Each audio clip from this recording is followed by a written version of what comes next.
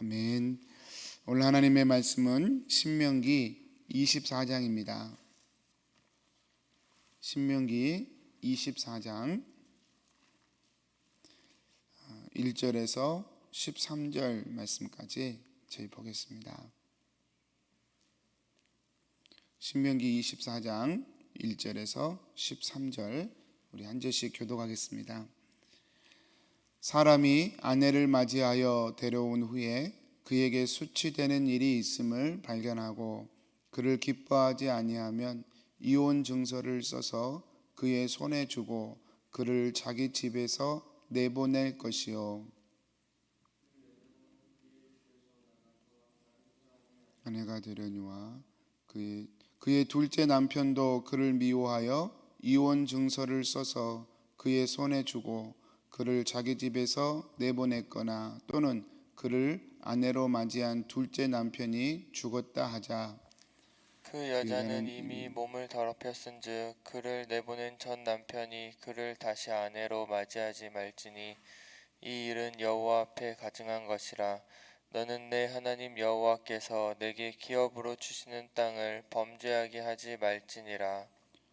사람이 새로이 아내를 맞이하였으면 그를 군대로 내보내지 말 것이요 아무 직무도 그에게 맡기지 말 것이며 그는 1년 동안 한가하게 집에 있으면서 그가 맞이한 아내를 즐겁게 할지니라. 사람이 맷돌이나 그 윗짝을 전당 잡지 말지니 이는 그 생명을 전당 잡음이니라. 사람이 자기 형제 곧 이스라엘 자손 중 한 사람을 유인하여 종으로 삼거나 판 것이 발견되면 그 유인한 자를 죽일지니 이같이 하여 너희 중에서 악을 제할지니라. 너는 나병에 대하여 삼가서 레위 사람 제사장들이 너희에게 가르치는 대로 내가 힘써 다 지켜 행하되 너희는 내가 그들에게 명령한 대로 지켜 행하라. 너희는 애굽에서 나오는 길에서 내 하나님 여호와께서 미리암에게 행하신 일을 기억할지니라. 내 이웃에게 무엇을 구워줄 때에 너는 그의 집에 들어가서 전당물을 취하지 말고 너는 밖에 서 있고 내게 꾸는 자가 전당물을 밖으로 가지고 나와서 내게 줄 것이며 그가 가난한 자이면 너는 그의 전당물을 가지고 자지 말라. 같이 읽겠습니다. 해질 때에 해질 그 때 그 전당물을 전당물을 반드시 그에게 돌려줄 것이라. 그리하면 그가 그 옷을 입고 자며 너를 위하여 축복하리니 그 일이 내 하나님 여호와 앞에서 내 공의로움이 되리라. 아멘. 아멘. 사랑하는 성도님들, 오늘도 이 사회적 약자에 대한 배려와 보호에 대한 하나님의 말씀입니다. 여러분, 하나님께서 왜 이렇게 말씀하실까요? 하나님이 이스라엘을 구원하셨기 때문이고요. 또 하나님이 그 구원하신 그 손길을 그대로 또 이스라엘을 앞으로도 인도하실 것을 약속하고 계시기 때문에 그렇습니다. 하나님이 무작정 이렇게 요구하시는 것이 아니고요. 하나님이 지키시고 보호하실 것을 항상 약속하시면서 너희는 내 백성이니 이렇게 살아라 라고 말씀하시는 것입니다. 오늘 말씀은 이혼에 관한 말씀인데요. 어떤 사람이 아내에게 수치되는 일이 있음을 발견하고, 여기서 수치되는 일이란 간음죄에 해당하는 그런 수치가 아닙니다. 여기서 간음죄 수치는 이미 앞장에서 다 말씀을 하셨어요. 그래서 간음죄는 또 앞장에서 말씀한 대로 처리되는 것이고요. 여기서 수치되는 일이란 남편이 보기에 아내가 마음에 안 드는 일이에요. 예를 들면 예전 같은 경우는 요리를 못한다거나 아니면 불을 예전엔 잘 관리하는 게 또 아내가 해야 할 중요한 일이었다고 그래요. 고대에 불을 꺼뜨리거나 뭐 이런 일을 얘기하는 건데, 여러분, 이건 참 시대마다 상황이 달라집니다. 요즘은 아내가 남편을 수치스럽게 여길 때가 참 많죠. 그래서 시대에 따라 많이 상황이 다르구나 이런 말씀 생각하면 생각이 됩니다. 어쨌든 그때 당시에 강자였던 남편들에게 말씀하시는 거예요. 아내가 너희들이 보기에 좀 수치스러운 그런 부분을 가지고 있다 하더라도 그 아내를 함부로 내치지 말아라. 오늘 그 말씀입니다. 여러분 지금 시점에서 보면 참 오해할 수 있는 그런 말씀이지만 수천 년 전에 아무 힘이 없는 여인들의 삶, 그죠? 아무 힘이 없는 여인들의 삶 가운데 남편이 아무 이유 없이 납득할 만한 그런 이유 없이 헤어짐을 요구하면 참 여인들의 삶은 막막했던 것이죠. 그래서 그걸 보장하기 위해서 이런 말씀들을 주신 것입니다. 또 쉽게 그 아내를 내보내지 말아야 할 것에 대해서 말씀하시는 게 두 번째, 둘째 남편이 또 여인이 둘째 남편과 결혼했는데 둘째 남편도 그녀를 미워하거나 아니면 둘째 남편이 죽었거나 했을 경우에 첫 번째 남편에게 가지 못하도록 이렇게 막아놨어요. 이것은 무엇을 의미하냐면 두 가지입니다. 쉽게 이혼하지 말아라. 쉽게 아내를 버리지 말아라. 한번 버리면 끝인 거예요. 그리고 두 번째는 그 아내의 권한을 이 남편이 또 이 아내를 버렸을 경우에 이 아내가 또 그 남편이 끊임없이 그 아내를 조정할 수 있는 그런 가능성을 다 차단시켜 버리는 것이죠. 그래서 아내에게 완전한 권한을 자유를 주기 위해서 이런 보호 장치를 하나님이 정하셨습니다. 성도님들, 이거는 여인을 보호하기 위한 장치입니다. 보호하기 위한 장치예요. 두 번째 또 약자가 오늘 말씀에 나오죠. 오늘 말씀 두 번째 약자는 전당물을 잡혀 돈을 빌렸어요. 근데 이스라엘끼리는 어제도 살폈지만 이자를 빌리면 안 되거든요. 이자를 받으면 안 되거든요. 이자는 받지 말아야 되지만 담보물은 잡을 수 있었어요. 담보물. 그 돈을 갚을 수 있다는 어떤 확신을 조금이라도 최소한 줘야 되기 때문에 그게 담보물이었습니다. 그 담보물을 잡을 때에 거기도 최소한의 조건이 필요한 거예요. 오늘 말씀에 보면 네가 직접 그 돈을 빌린 사람 집에 들어가서 전당물을 잡지 말아라. 네가 고르지 말아라. 그 돈을 빌린 사람이 본인이 가지고 나올 수 있도록 그렇게 해라. 이것은 그 돈을 빌린 사람에게 수치심을 주지 않기 위해서 여러분 남을 도울 때도요 참 그런 배려가 필요해요. 수치심을 주면 안 돼요. 배려해야 합니다. 그래서 이 돈을 빌리신 분이 수치심을 느끼지 않도록 전당물을 네가 집에 들어가서 함부로 잡지 말아라. 그 사람이 가지고 나오면 그걸 받아라. 그렇게 말씀을 하시고요. 또 두 번째로는 그 전당물 중에 최소한의 조건, 생계를 위한 최소한의 조건은 터치하지 말아라. 그 최소한의 조건이 맷돌과 겉옷이었죠. 맷돌과 겉옷. 맷돌은 먹기 위한 최소한의 조건이죠. 그 당시에 이렇게 곡식을 빻아서 밀가루를 만드는 그것이 주식이었는데 그것을 할 수 있는 최소한의 조건은 맷돌이죠. 그래서 맷돌을 뺏어버리면 이건 밥줄을 끊어버리는 것이죠. 그래서 최소한 굶어 죽지 않도록 최소한 생계를 유지할 수 있도록 이렇게 해줘라. 그게 맷돌에 관한 이야기고요. 두 번째는 옷입니다. 옷은 계속해서 저희가 살펴보았지만 옷은 이스라엘 백성들에게 이불도 되고 집도 되고 또 옷도 되고 그랬습니다. 특별히 가난한 사람에게 옷은 여러분 굉장히 중요하죠. 뭐 이렇게 밤에 잘 때 온도가 갑자기 낮아지기 때문에 이 겉옷이 없으면 이불이 없이 자는 것과 같고요. 그래서 매우 위험해질 수 있습니다. 그래서 이 맷돌과 이 옷이 최소한의 조건입니다. 최소한의 조건이에요. 그래서 이 최소한의 조건들을 지켜주면서 너희가 또 이렇게 채무 관계도 유지해라. 그렇게 말씀을 하십니다. 사랑하는 성도님들, 이것을 액면 그대로 오늘날 우리가 적용하기는 쉽지 않아요. 그렇죠? 우리가 누구에게 돈을 빌려준다거나 무슨 뭐 이자를 받는다거나 뭐 담보물을 잡거나 이렇게 생활하시는 분들이 거의 없기 때문에 또 뭐 지금 남편이 아내가 뭐 마음에 안 든다고 뭐 하거나 그럴 수 없어요. 그래서도 안 되고요. 그렇지만 늘 제가 이런 말씀을 볼 때 생각해야 합니다. 여러분 힘의 논리로 사는 것은 하나님의 뜻이 아닙니다. 과거에는 남자들이 힘을 셌기 때문에 여성들을 이렇게 대우하지 말라고 그랬지만 또 오늘날에는 또 모르죠. 각 가정들마다, 부부마다, 상황들마다 이 강자와 약자의 논리는 항상 있으니까요. 그렇지만 우리 크리스찬이 살아야 할 삶은 이런 힘의 논리의 삶이 되면 안 된다는 것이죠.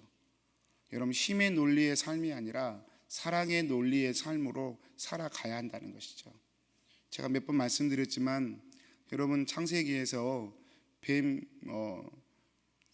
사단이 뱀으로 나타나서 하와를 이렇게 꼬드겼죠.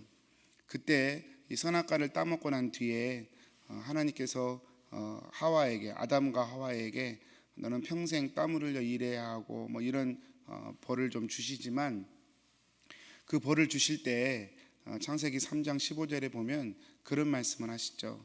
우리 창세기 3장 15절 한번 말씀 볼까요? 창세기 3장 15절에 보면 이런 표현을 쓰십니다. 3장 14절부터 15절까지 말씀인데, 여호와 하나님이 뱀에게 이르시되 내가 이렇게 하였으니 내가 모든 가축과 들의 모든 짐승보다 더욱 저주를 받아 배로 다니고 살아있는 동안 흙을 먹을지니라. 그래요. 그래서 뱀에게 저주하기를 너가 평생 배로 기어다니고 살아있는 동안 흙을 먹을지니라, 이렇게 하나님이 사단에게 퍼니시먼트를 줍니다. 여러분, 여기서 말하는 흙이란 어떤 것일까? 여러분, 뱀은 절대로 흙을 먹지 않는다고 말씀드렸어요. 생물학적 뱀은 흙을 먹지 않습니다. 뱀은 개구리 잡아먹어요, 여러분. 뱀은 개구리 잡아먹는데 여기서는 뱀에게 저주하기를 흙을 먹을 것이다, 그렇게 하나님이 말씀하셨어요. 이건 굉장히 상징적인 표현인 것이죠. 그래서 여기서 말한 뱀이 사단을 의미하는 것은 우리가 다 동의하는 바고요.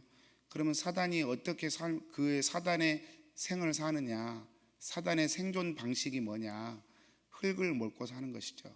여기서 말하는 흙이란, 그래서 하나님을 떠나버린 인간, 하나님을 주인 삼지 않고 스스로 힘으로 인생을 살아내야 하는 인간들의 그런 삶의 스테이터스가 흙이라는 것이죠. 그죠? 너희가 흙으로 돌아갈 것이라 하나님이 말씀하셨잖아요. 여러분, 이렇게 하나님을 떠나버린 인간들, 스스로 주인인 것처럼 여기며 살아가지만 스스로 주인이 아니에요. 사단의 밥이에요. 여러분, 이것을 이 짧은 구절에서 저희가 볼 수 있는데요. 여러분, 스스로의 하나님이 되고 스스로의 왕이 되고 스스로의 주권자가 되어 살아가는 세상에서 살아가는 원리가 바로 힘의 원리예요. 힘의 원리. 강자가 약자를 지배하는 것이죠. 가정에서도 그럴 수 있고요. 또 친구 간의 관계에서도 그럴 수 있고요. 근데 주일날도 살폈지만 하나님은 이런 삶을 굉장히 경계하셨습니다. 그렇게 살지 말라고요. 15절에 하나님께서 또 이렇게 말씀하시죠. 내가 너로 여자와 원수가 되게 하고 내 후손도 여자의 후손과 원수가 되게 하리니 여자의 후손은 내 머리를 상하게 할 것이요 너는 그의 발꿈치를 상하게 할 것이니라. 여기서 여자도 단순히 여자가 아니라 이걸 우리가 최초 원시 복음이라고 얘기하죠. 하나님께서 예수 그리스도의 오심을 최초로 증언한 말씀인데요. 여자의 후손과 뱀이 원수가 될 것이다. 왜요? 삶의 방식이 다르기 때문에 그렇죠. 삶의 방식이 다르기 때문에 그렇죠. 그래서 예수님은 하나님의 아들이시고 하나님이셨지만 이 땅에 섬기러 오셨죠. 사랑하러 오셨죠. 구원하기로 오셨죠. 그래서 예수님이 내가 온 것은 섬기러 하러 온 것이다, 이런 말씀을 참 많이 하셨죠.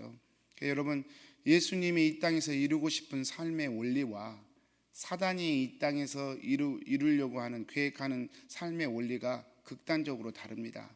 사단이 이루려고 하는 나라는 힘의 원리, 강자와 약자의 논리, 강자가 약자를 잡아먹어도 되는 논리, 그래서 서로 강자가 되기 위해서 애를 쓰는 논리, 그래서 다 죽게 만드는 논리, 그게 사단의 논리예요. 그러나 예수님의 논리는 그렇지 않습니다. 강자일수록 약자를 배려해 주는 원리, 강자일수록 그 자기가 가진 힘을 약자를 보호하는 데 사용하도록 쓰는 원리, 그게 바로 성경의 원리인 것이죠. 그래서 강자는 약자를 보호하고 약자는 강자를 팔로우하고 따르고, 그러면서 질서가 생기고, 이것이 삶의 원리라고 할 수 있습니다. 사랑하는 성도님들, 100% 지킬 수 있는 사람이 누가 있겠어요? 힘의 원리 또 나의 어떠함의 논리가 늘 우리 삶 가운데 묻어 있는 삶인데, 죄인 된 우리인데 어떻게 100% 지킬 수 있겠어요? 그렇지만 저희가 이런 말씀을 볼 때마다 늘 기억해야 합니다. 자녀를 대할 때에도 또 배우자를 대할 때에도 힘의 논리가 작동하지 않도록, 힘의 논리가 작동하는 것 중에 하나가 소리를 고함을 지르는 것이죠. 또는 눈에 힘을 광선을 쏘는 것이죠. 또는 뭐 하여튼 어떤 형태로든 힘으로 이렇게 배우자든 아니면 누구든 힘으로 제압하려고 하는 그런 마음이 우리 안에 있죠. 근데 오늘 말씀을 통해서도 제가 생각해 봐야 할 것은, 그것은 우리가 살아야 할 삶이 아니다. 여러분, 이렇게 살려면요 날마다 십자가의 은혜에 붙들려 사는 수밖에 없습니다. 또 그것이 여러분 우리가 하지 않아도 하나님께서 우리의 가정을 지키시고 인도하시고 자녀들을 지키시고 인도하신다는 약속을 하셨기 때문에요, 저희가 몸에 힘을 빼고 하나님 의지하고 겸손하게 사랑하고 섬기는 자리에 서 있기만 하면 하나님이 또 우리의 가정들, 또 우리의 삶들을 하나님의 뜻 가운데 복되게 세워가시는 것이죠. 사랑하는 성도님들, 오늘 또 말씀을 마치겠습니다. 오늘 하루도 사랑하는 성도님들 배려하면서 이렇게 내 자신을 할 수만 있다면 부인하면서 가정에서 또 누구를 만나든 간에 이 하나님의 평화가 공동체가 이루어지도록 여러분 힘써서 또 보내는 하루가 되시기를 축복합니다. 우리 기도하겠습니다. 살아계신 하나님, 오늘 또 하나님의 말씀을 듣습니다. 사랑하는 주님, 힘 있다고 힘 있는 자로 살지 말아라. 말씀하시는 하나님의 말씀 또 저희가 받습니다.